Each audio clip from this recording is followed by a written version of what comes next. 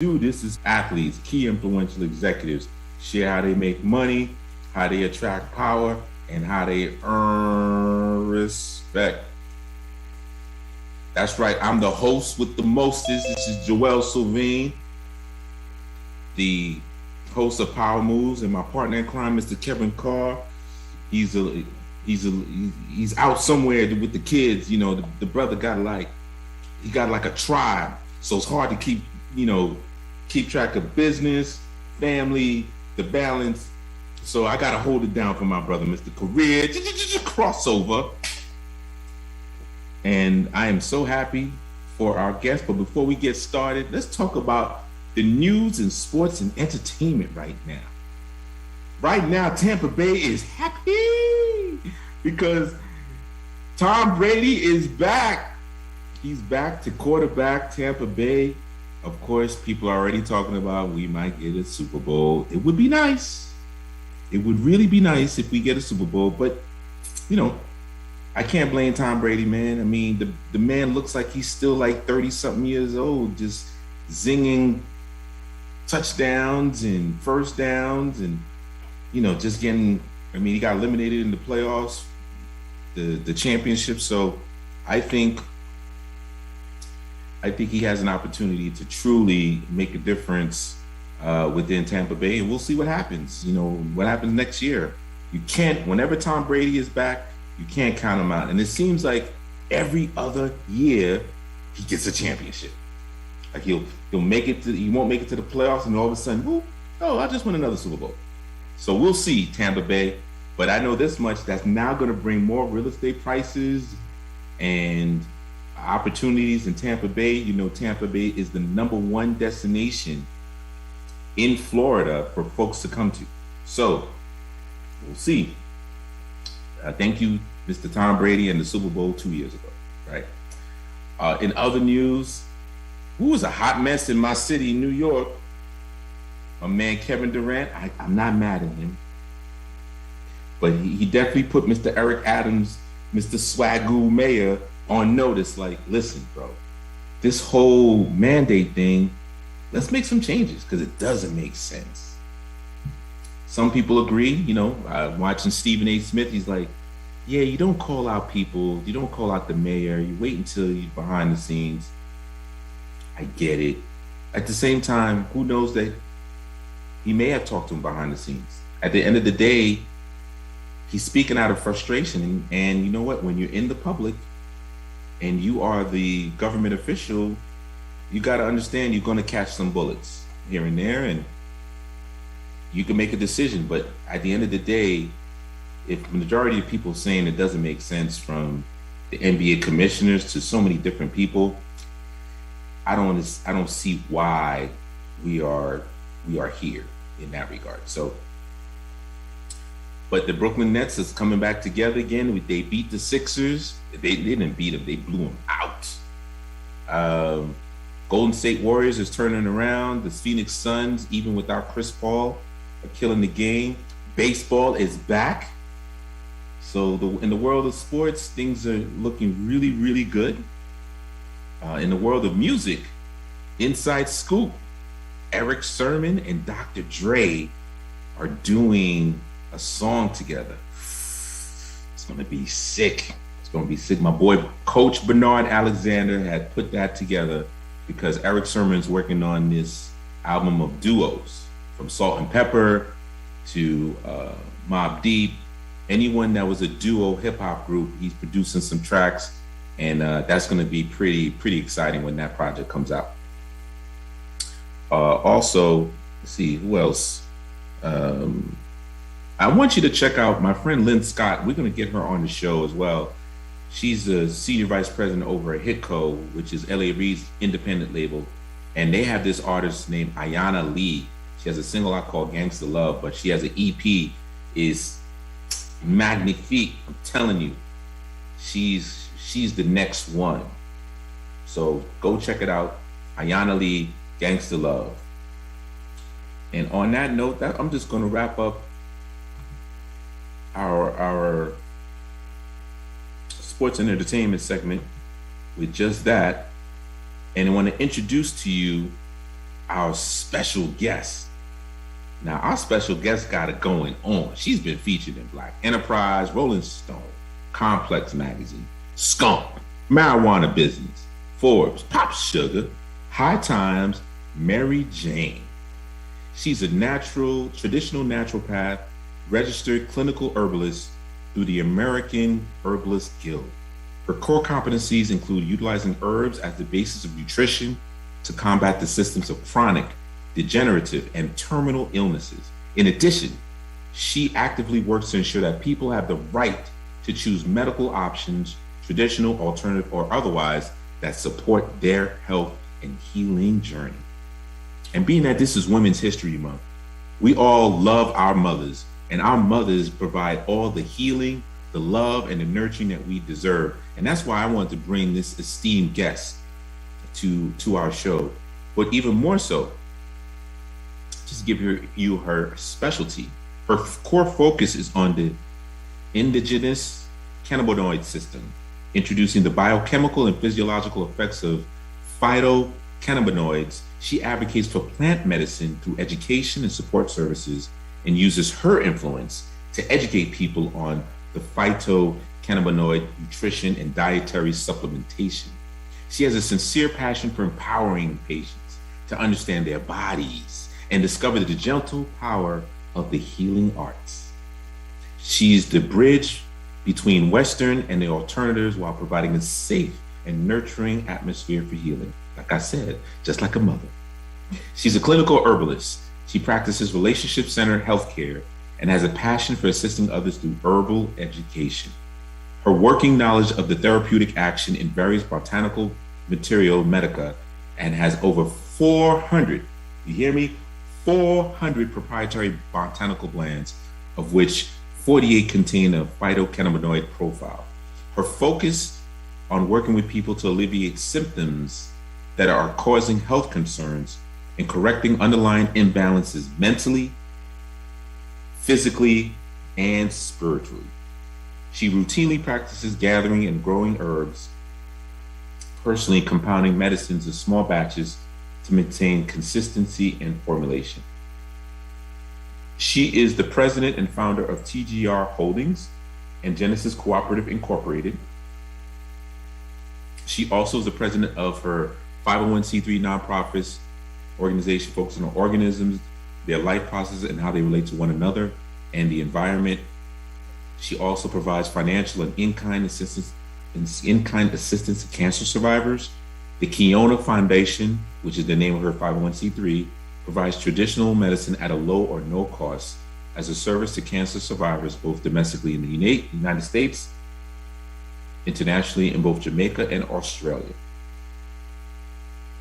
And with her Genesis Cooperative, her for-profit company, she and her professionals share their similar economic, social, and cultural needs and aspirations through jointly owned and democratically controlled enterprises. So let's welcome to the show, Dr. Lakeisha in the house.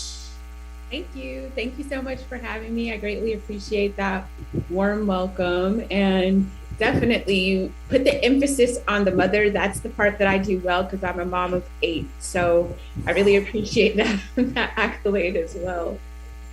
That's right. That's right. You know, I mean, as we say when we're growing up in Brooklyn, that's why you see Ebbets Field in the background with my man Jackie Robinson, hanging out with what's called the 5%ers. We got to definitely honor our earths, right? And so, you know, kudos to you, mother of 8. God bless you. Right? That is awesome. So welcome to the show, and how are you doing, and how did you fare during this whole pandemic? I mean, we're still going through this pandemic, but you know, how have you been doing? Well, actually, and the funny thing is, because I do, I do business globally, so I spend a lot of time on Zoom, consulting patients and clients and those types of things. So really, you know, transitioning to the like work from home type of life where everybody else was, you know, kind of having a difficult time making the transition, I realized that the shelter in place was not a lot different from my my regular life. Mm-hmm. So I did okay, and I was fortunate to be able to weather the storm of the pandemic in Jamaica. Jamaica did a very, very good job of containment. They still do a very good job of practicing sanitization measures and things like that. So I was very, very blessed to not have the pandemic have a huge impact in a negative manner on my regular life. That is awesome. That is awesome. And the fact that you're in Jamaica now, is that where your family's from? Is that your heritage, or you just decided, you know what, I'm out. I'm going back to Jamaica. Something like that. I have no Jamaican heritage. No, I have no family here. I was actually invited here in 2017 to be a speaker at a conference. I got an all expense paid trip to come here. And I realized the business opportunity, being an owner operator in California in the medical cannabis industry, and we had just legalized. I realized what a difficult road it would be to trod that new landscape. And so I decided to come to Jamaica, where there are a number of indigenous herbs, including medical cannabis, that I can continue my studies on compounding and making wonderful blends to help people. So it's been a wonderful journey. Actually, yesterday made my 4-year anniversary of moving to Jamaica. Congratulations, 4 years. That's awesome. That's awesome. So tell us a little bit about yourself and what made you decide to embark on this journey. Well, in 2002, my oldest daughter was diagnosed with 2 different types of brain tumor when she was 8 years old.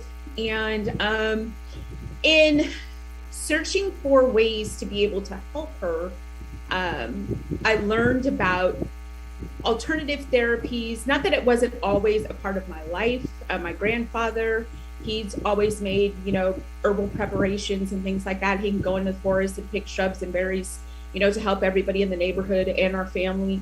And so, but that was really my catalyst for change, wanting to be able to help her and offer options and solutions. Unfortunately, the state of California let me know that as a minor, I don't get to choose what therapies go for her. I'm forced into using whatever, form of protocol that the medical establishment says, or else I'm considered a threat and my parental rights are in jeopardy. And so it sort of gave me that fire to want to help everyone just be able to at least have the option of choosing whatever medical options they believe are going to help them. There's a lot to be said about mind over matter. Sometimes just your sheer will to live and your desire to help yourself does just as well as any prescription medication that you can get. So I love to help and empower people to be able to go on that journey themselves. I'm loving hearing that, and we're going to jump into our money segment coming up soon. But within the next 60 seconds, because we got to pay some bills in a minute, can you share with us your educational journey? Because you are a doctor, right?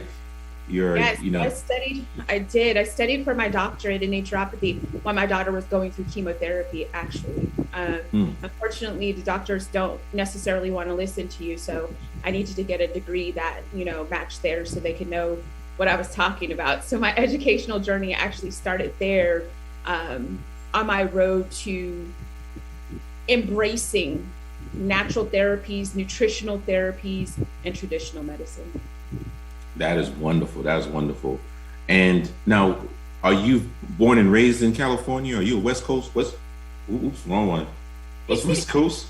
No, I'm from Mississippi, actually. So I was born in Mississippi, but I did move to the West Coast when I was really young. So like I said, my grandfather, he really is an indigenous healer, and he can go out into the woods in Mississippi and pick all kinds of shrubs and berries and show you what to do with them. So it's really ingrained as a part of my history coming from the South.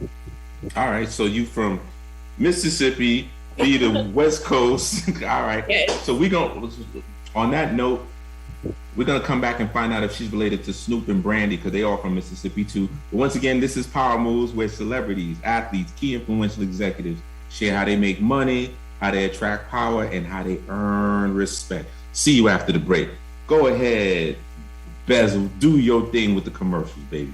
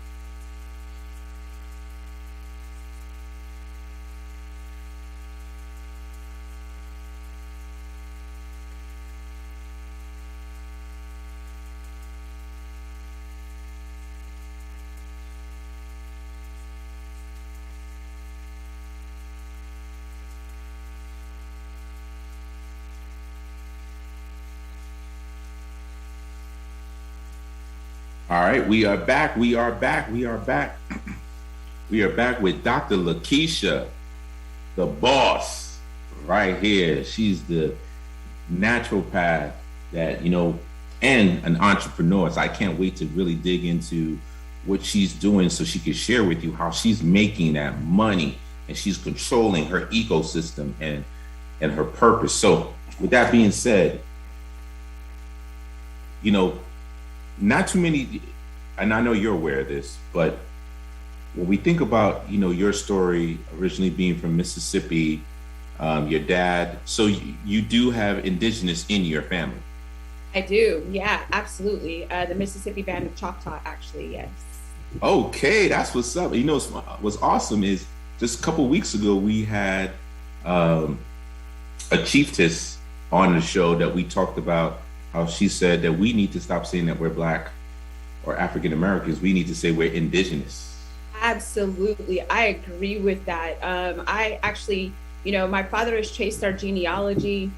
I've been able to do, those DNA tests that, are sometimes a little questionable or whatever, but it's actually shown that, we are indigenous to America. So, Africans were all over the world and they inhabited everywhere before America was discovered. These air quotes with yes. So there's a book. Start claiming our indigenous heritage. Absolutely. That's right. That was what's his name? The author of that book, I believe, is Workamer. I'll find it. But that is a book called that before America was discovered by Columbus. So, with that being said, so you can appreciate the importance of owning land, running your own manufacturing, things of that nature. Let's start from the very beginning, right? You are a professional, you're a doctor, you decided to come to Jamaica, and now you are building your empire. The first question I want to ask you is, number one, there's not many women in this industry, especially Black women or indigenous women. And two, how profitable is it now? So, before transitioning internationally, I was an owner operator in California for over a decade. I was actually a founding board member of the California Cannabis Industry Association. So I helped work on the laws and regulations for cannabis in the state of California. Back then, it was a little bit more lucrative. Unfortunately, sometimes when you change the regulatory landscape, let's put it like that, you can be legislatively barred from participation because the barriers of entry are high, monetarily high. With licensing and different regulations, it can be very difficult. But the cannabis industry itself, especially if your heart is in the right place and you're doing it for the right reasons, you'll find that it can be very sustainable and lucrative. I like to say alignment is the new hustle. So if you're like aligned with yourself and your partners and you know your why and why you're doing it, I like to practice conscious business, people and purpose, and the profits will definitely follow. All right, people and purpose. Okay, so give us an example of how's that work for you? Because the whole thing about this show is almost like a master class, right? So you just hit us with the surface level, alignment, and it sounds all fairy tale-ish. Let's break it down to making it happen and making this money.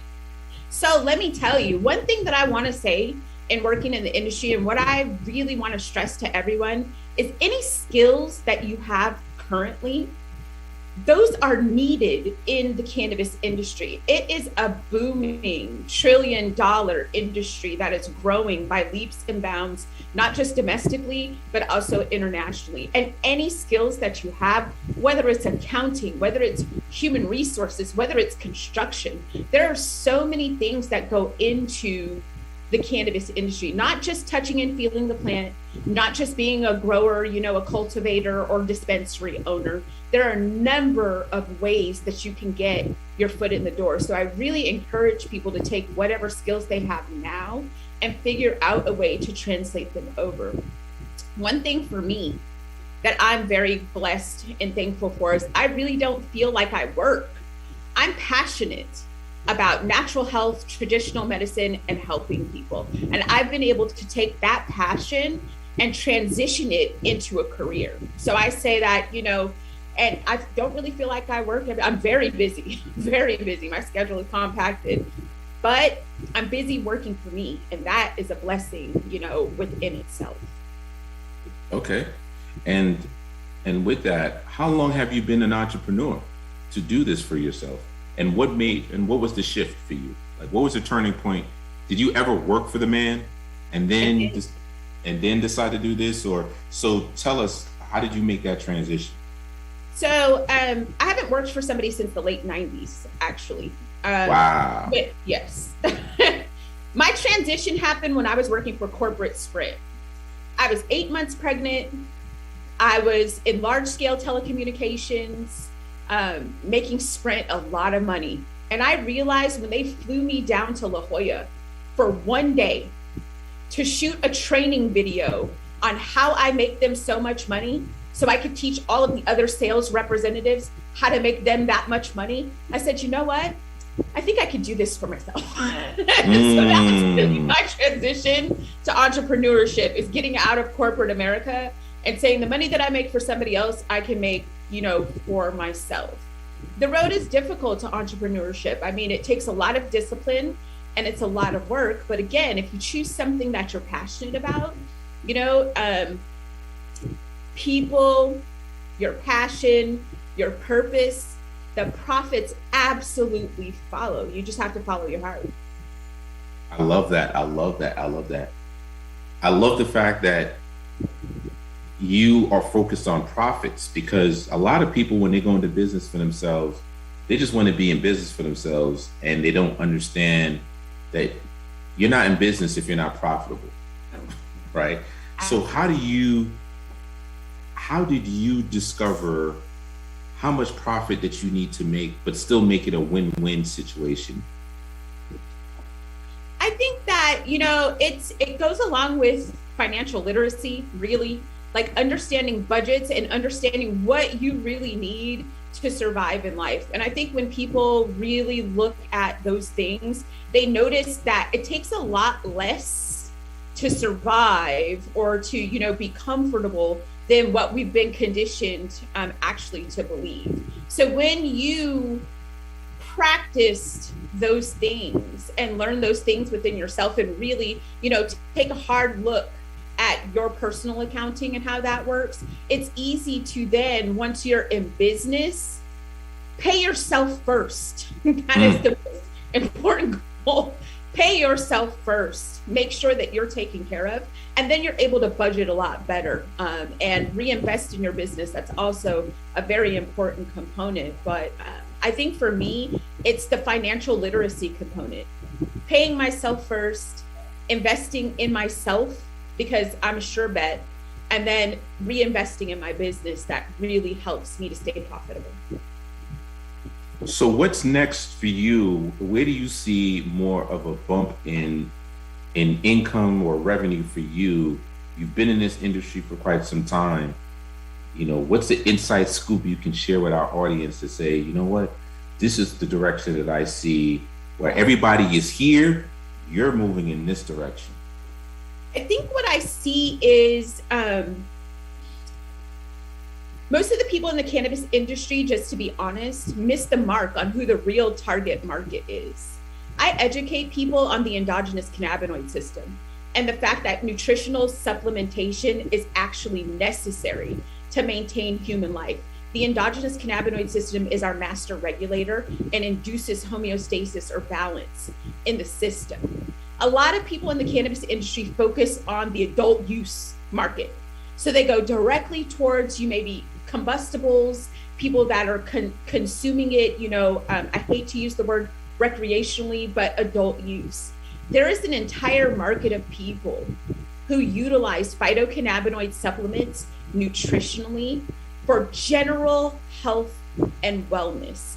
And that is the real target market. That is the underlying cash cow, if you will, of the cannabis industry itself. And a lot of people miss that market, don't focus on that. But what's interesting is I've noticed, a lot of multi-level marketing companies have been focused on that though, right? Yes. So, and they're, they're making a killing, but there's so many of them. And even now retail wise, you find it in Sprouts, CVS, whatever case may be. How does one discern the difference? And once again, as a young entrepreneur, how do you position yourself to be in that revenue flow, in that profitability flow, in that alignment? That's an awesome question. And it's research it for yourself. Don't just believe, what anybody says or what you actually see out there in the media. One thing that I want to say is all supplements are not created equal. There are a lot of supplements that are made from isolated constituents like CBD. You see CBD everywhere, gas stations, airports, everywhere. My rule of thumb and one, tip that I'd like to give is it should have more than just one cannabinoid in any supplement that you're using. So if you're looking to get into the business, focus on full plant medicine. As many cannabinoids, as many terpenes as possible, anything that's natural and coming from the plant. The natural health industry itself is $1 trillion industry, and cannabis is only but a piece of it. There are many, many people that focus on health and wellness, and that is a very small part of the health and wellness industry overall. Don't be so linear in thought and only think cannabis. Think health. Health is wealth, and I mean that when I say it. Yes. You are absolutely right about that. Health is wealth. There's so many numerous ailments out there, and just even after chemotherapy to have some CBD to kind of help calm their systems and things of that nature is that of itself was important. I mean, in reading your bio and just sharing it with the audience, I really wanted to underscore the importance of what you said when you said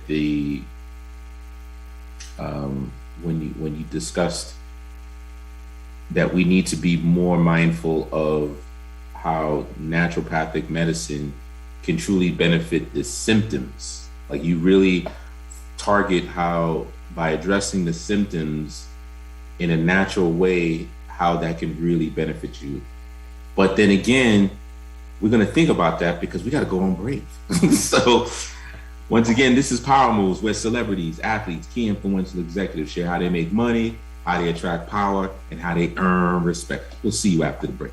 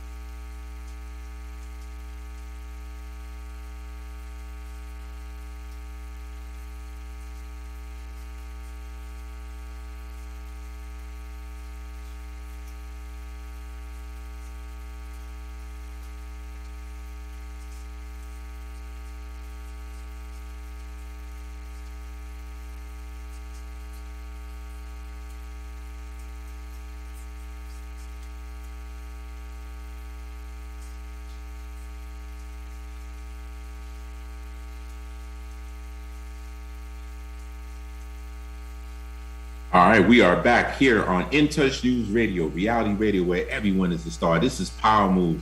We are here with our special guest, Dr. Lakeisha, in the house. And we were just talking about the importance of understanding what you're getting when you consume any type of CBD, and to make sure that it has several different cannabinoids, not just one. And also not to only look at cannabinoids as the only panacea or the only cure for everything. There's other herbs. And this is, we're now going to go into our power segment.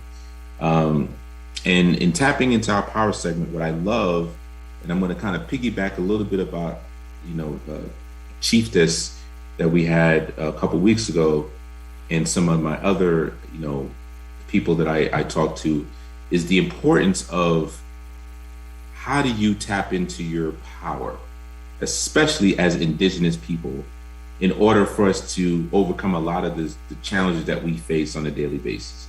So I'm going to start off with, where do you get your power from? Part one is the question. And then part two is, as a woman in this industry, what's that like in exerting your power and your influence? So where do I get my power? I get my power from within, really. I think that one thing that I've learned, in my growth as a person and spiritual journeys and things, is shut out the noise. I know that there's a lot, that we get pressure from. There's a lot of metrics that people put out there that define success and different things. I define success through my set of metrics. The way that I hone in on my power is really meditating, listening to myself, and trusting my instinct and trusting my gut. People may not understand, but it's not their place to understand, really, at the end of the day. For me, that is really how I'm able to sort of be in balance. What my whole job is as a naturopath is to help people be in balance, to be in homeostasis. That's how I gain my balance, my homeostasis, by shutting out the noise and going within. And to answer your second question about being a woman in this industry, it's difficult. It's very difficult. Being a woman in any industry, honestly, is difficult. But this is very much a male-dominated industry. And when you work at the highest levels of the industry, as I do, it can be very difficult to assert that dominance and have your voice heard. One thing that I found is that through educating myself and knowing my why, and again, walking in my purpose, it makes me valuable. The information that I know, not a lot of people in the industry know. And so I really focus on adding value to everywhere that I go. And I think that's how I'm able to define and be able to maintain that level of power in this very cutthroat and male-dominated industry. It's difficult. It is very difficult. You know, I find that purpose helps you define your power, right? So with that being said, in listening to you especially, can you share with us how has purpose, and what is your purpose? I kind of know what it is, but I want you to really extrapolate that, because once again, this is kind of like a masterclass. You know, what is your purpose and how has that fueled your power and your influence in this industry? My purpose is to educate and empower. That is really, I think, any key to being an effective leader is how many people you can bring up behind you. I don't want to be the smartest person in the room. I want to educate and empower everyone to be just as smart as me. I need everybody on my team to know what I know and work as hard as I do. I think that is definitely my purpose, education and empowerment. And I really find that by investing in human capital, investing in people, putting my talents out there to help the next person is really, really for me, it's actually what makes me feel good. I really feel best when I'm in the service of others, to be honest. And I think that if more people operated from that sort of, school of thought, that we'd find we're much happier, as opposed to being competitive. Let's be cooperative and let's help one another. I think we'd be a lot happier. Let me backtrack a little bit even further. So that was a great answer, right? But I want to go deeper. Like, what was because you didn't mention it, but I want you to even share that much more, because it's all about the alignment. What drove you to this purpose? Granted, yes, it's all about bringing value. It's about being a leader and empowering others and duplicating yourself. But what was that stimulus, that catalyst that really drove you to say, you know what, this is my purpose and power? And I'll give you a real brief story. So right now I have my partner's t-shirt. And this is not my partner on the radio show. This is my partner when I had my own record label. And he has his own BMX company. And he's currently going through a terminal illness. He goes to dialysis every other day, Mondays, Wednesdays, and Fridays. And the t-shirt says, "Crush the impossible." I love it. Right? He's been in dialysis for, Lord have mercy, he told me 9 years. Wow. Right? Still waiting for a kidney. When he was in his low points, I said, listen, brother, you need to focus on your purpose. Like, why are you here? What do you need to do? And now he has a shoe company, a power company, et cetera, et cetera. And that's what drives him. It's that's the true purpose. And then, of course, he wants to build a company. He wants to bring all the folks around, the kumbaya moment. You gave me the kumbaya answer. I want the nitty gritty. What's your purpose, Lakeisha, and how does that fuel you and your power? It's definitely, my daughter being diagnosed with cancer. When you go through a terminal illness, especially, that's my firstborn child, and she was going through her cancer diagnoses, And the way the allopathic medical or the conventional medical system is set up, they take symptoms, the way they present, you get a disease diagnosis. After the disease diagnosis, they give you a treatment protocol, which is pharmaceutical. That's just how it works. There's nothing outside of that. There's no room for individuality. There's nothing. When I questioned whether chemotherapy and radiation was the appropriate course of action for her, my parental rights were challenged. Actually, I didn't have a choice. My daughter's brain tumor was removed with her second brain surgery. So technically, she beat brain cancer. Her body could not recover from the effects of chemotherapy and radiation, though.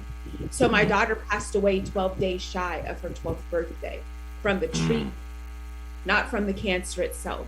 And what people don't realize is a lot of times you survive in spite of, not because of.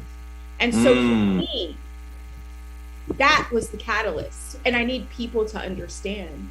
And the funny thing is if I didn't embrace that at the time and walk within my purpose and really figure that out, I wouldn't have been able to last year. So in October of 2002, my firstborn child was diagnosed with a brain tumor. In October of 2020, my newest child, who'll be 2 in May, she was diagnosed with retinoblastoma or eye cancer. I was able to take all of the information that I know, everything that I've practiced and learned over these last couple of decades, and really be able to help my daughter to overcome using nothing but natural therapies and treatments. We're working with Memorial Sloan Kettering Cancer Center in New York, and they can't even believe that natural therapies have been able to do what they've been able to do for her. But that is walking in your purpose. When you actually embrace it, you don't turn away from it. You just lean in. You never know where it might lead you. There's going to be hills and valleys. It's going to be a hard road to trod. But again, trust in yourself. Shut out the noise and listen to you and walk in that purpose. That's definitely been it for me. And I'm thankful for it. That's huge.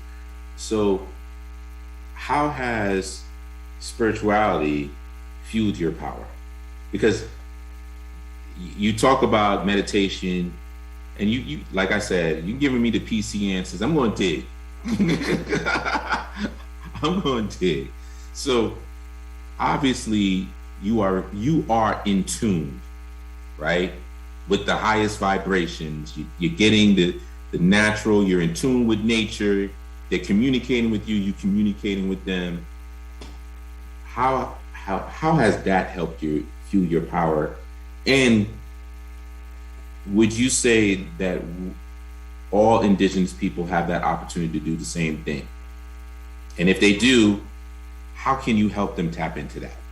I think that the way that happens is to go back to nature, go back to the basics. We've forgotten, we've been educated and indoctrinated in a different way. We've forgotten our heritage. It was stolen from us. We don't know it. A lot of us, unfortunately. But going back, and that's why I say it's intuitive.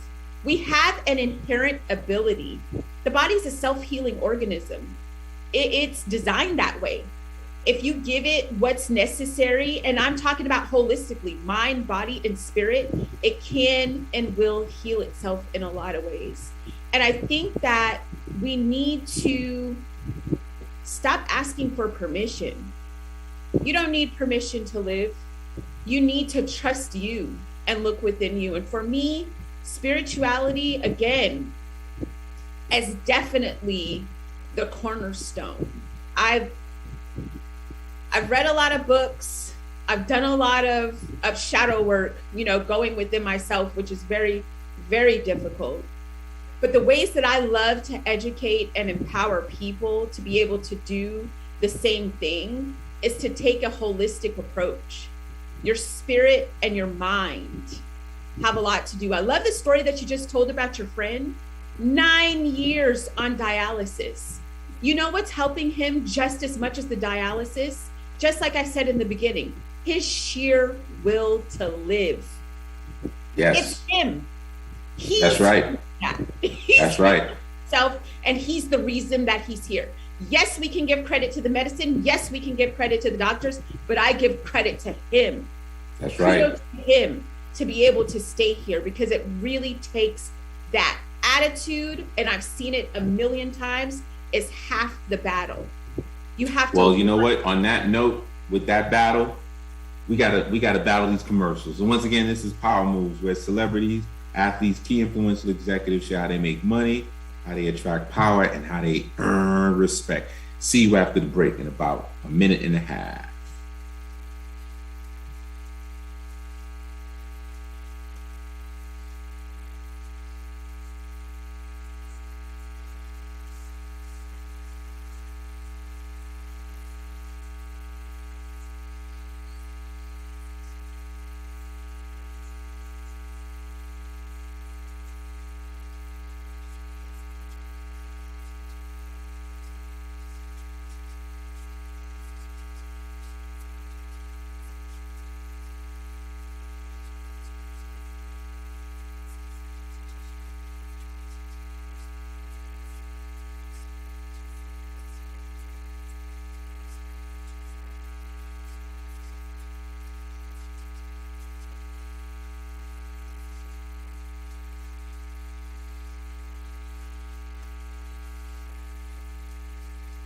All right, we back on In Touch News Radio, reality radio, where everyone is a star. We got Dr. Lakeisha talking about power moves, a woman in the cannabinoid industry, or cannabis industry actually, but how it's very diverse and how you can really take advantage, make this money, but really more importantly, being in alignment with nature. And that's how you could truly make a power move and make some major profits. So now we're going to jump into this respect segment, because you were definitely tapping into the power. When it comes down to it, Dr. Lakeisha, you had to fight a lot of people to be able to provide protocols where you can bring natural medicine or naturopathic way of doing things into the Western medicine as an opportunity. I love the fact that you, although I know it has to be challenging that your baby girl at 2 years old is going through what she's going through, but yet you're proving to Sloan Memorial, which I'm very familiar with because I'm from New York, like, listen, bro, I got this. So can you share with us a time, in addition to the one that you went through with your first daughter, of where you were faced with pushback, where you were providing alternative medicine protocols, and you were right and they were wrong, but you had to fight through that? Because a lot of times, whether you're in corporate, you may feel like you're right, but you're feeling disrespected, but you have to approach it in a certain type of manner, right, to get results. So can you share with us a scenario in that regards? Yeah, one of those is definitely fighting, for the cannabis industry in California. We legalized in 1996 medically, but we didn't regulate until 2016. There was 20 years of people getting raided and arrested and all kinds of things going on. We have laws out there that say we can do it, but no rules to say exactly how to do it. So it was open to interpretation. So being a Black woman in the Central Valley of California, Central Valley is 18 counties that run throughout the middle. It's the Bible Belt of California. It's very conservative, to say the least. She said the Bible Belt of California. Wow. A Black woman fighting for alternative medicine and cannabis specifically, and being able to help people. You want to talk about pushback? Boy, that was the fight of my life. That was actually the fight of my life, and it was very difficult. But there are so many people, and especially after I saw what my daughter went through, so many people that needed the help. I couldn't turn a blind eye. I really felt like I had a moral obligation at that point to make any therapy that people felt that they needed available for them. It's all about choices. We shouldn't feel like we're pushed in a box and we're not able to make our own choices. Again, you know, I hate the fact that we feel like we need permission to live. There's a lot I can say about that, but I won't get on my soapbox about it. But that's definitely one of those points. And that definitely goes with respect. You might not like what I have to say, but I'm educated and I know what I'm talking about. So you have to respect me. That's just the bottom line. I'm speaking facts that you can't dispute. So, you know, don't hate the player, hate the game. Just saying. Woo-wee. So it sounds like to me you're also saying that before you puff up your chest and start saying something, educate yourself somehow, whether it's certifications, whether it's whatever it is, degrees, whatever the case may be, you have to have the expert type knowledge before you can, you know, really command the respect that you deserve. Is that what I'm hearing you say? I think even beyond that, never operate from a place of emotion. Operate from facts. When you put your emotions in it, it's really hard because then those lines are kind of blurred, you know? You're not always commanding or giving respect. But I can respectfully lay down the facts and you have to respectfully accept it. Mm-hmm. That's awesome. That's awesome. So with that being said, how are you helping patients become their own advocates? Because you can't be everywhere at all times, right? So in order for them to have respect for themselves, how do you walk people through that protocol? Because like I said, you're not just doing cannabinoids, you're a herbalist, you're a naturalist. So, and you're an advocate for people to do that, right? And you're doing it in Jamaica. So how are you able to help folks so that they can have the power and the respect to be able to command that, so they can have the facts? It's education. It's really all about, you know, like you said before, educating yourself. So I pride myself in educating people. I take the facts that I know and I make them available on a broad scale to the general public. I make sure that my narrative, my message is consistent and easy to understand. And so I always, no matter who I'm talking to, even when I'm talking to lawmakers are terrified of legal cannabis, very, very scared. But they understand the medicinal or therapeutic aspects. All you have to do is educate them, because there's one thing that people will pay their last dollar for, and that's their health. To have another day on this earth, they'll pay for that. And so through education, whether it's patients, lawmakers, the general public, I make my message consistent, on point, based on facts, and I disseminate that from the mountaintops. Anybody who'll listen, I make sure that I'm spreading that knowledge and information, because I really feel like at this point, the misinformation about, you know, nutrition and health, it's a human rights issue.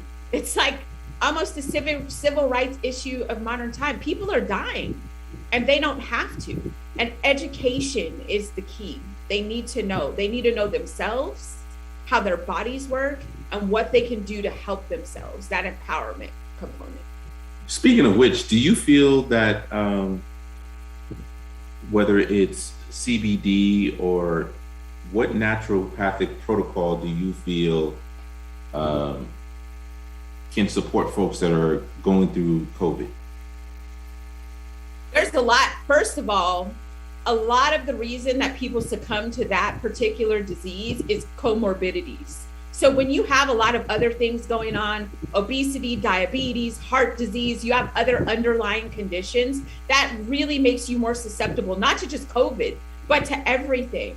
Really what I encourage people is to pay attention all the time. We live in an instant gratification society. We want everything easy, want everything handed to us. You are what you eat is really a saying for a reason. There's no area in life that you can do whatever you want without consequence. Your health is not an exception. You really have to pay attention. Absolutely and positively. So help yourself by educating yourself and knowing that if, like I said, the body's a self-healing system. If you give it vitamins, minerals, amino acids, enzymes that are required to sustain life, it can and will repair itself. But you need to give it that nutrition. So learn about that and employ those, those type of disciplines in your life. So how do our audience get access to the information that you provide, the education, the that they can stay on top of this, and at the same time, I have a follow-up question after that, which is, how do we get insurance companies to help pay for naturopathic protocols? So, first of all, you can follow me on social media. I disseminate information for free. I put out a lot of information. I'm on Clubhouse. If anyone's on Clubhouse, I talk on there a lot of times. We have even an actual weekly show where we talk about health and nutrition and ways that you can, put these things into place. I try to give out as much free information as possible through social media channels. I write for Skunk Magazine and a couple of other publications, so you can read those. I try to make those available. As far as the insurance companies, I have a national provider registry number. So if you can actually register as a natural physician, with the natural provider registry, you may not get insurance to cover it up front, but insurance will definitely reimburse you for your services. Look at your actual insurance plan. You'll find that most insurance plans these days have some sort of provision for alternative therapies and care, but most people don't take advantage of it. They don't even know how. So just look into your insurance coverage and you'll probably find that there's actually some reimbursements that are available through there. But definitely, and then there's the Naturopathic Physicians Association. You can go on there and find a provider through there, and most of those providers take insurance. Okay. Well, awesome. Well, thank you for blessing us with your presence in the lovely country of Jamaica, where they keep telling you, come get this Bob Marley. And you're like, nah, you just need a little CBD in your life, baby, and you'll be all right. So on that note, thank you very much for gracing us with your presence, your story, your purpose. And once again, this is Dr. Lakeisha. What's a good way for folks to follow you, get in contact with you? I know you said social media platforms, but we don't know what your social media handles are, and things of that nature. So this is your time to do your commercial. All right. So if you see my name up above, it should come up on your screen, Dr. Lakeisha, on all social media. I'm @ Dr. Lakeisha, all spelled out, everywhere. Dr. Lakeisha is actually a trademark. So if somebody else is using it, no, I'm just kidding. But honestly, if you look me up on social media and look up Dr. Lakeisha, you'll definitely find me. And you can also go on my website, drlakeisha.com. Excellent, excellent. Well, on that note, this is another great show of Power Moves. Thank you, Dr. Lakeisha, for your wisdom and your story and your power moves. And once again, this is Power Moves, where celebrities, athletes, key influential executives share how they make money, how they attract power, and how they earn respect. See you next week, baby.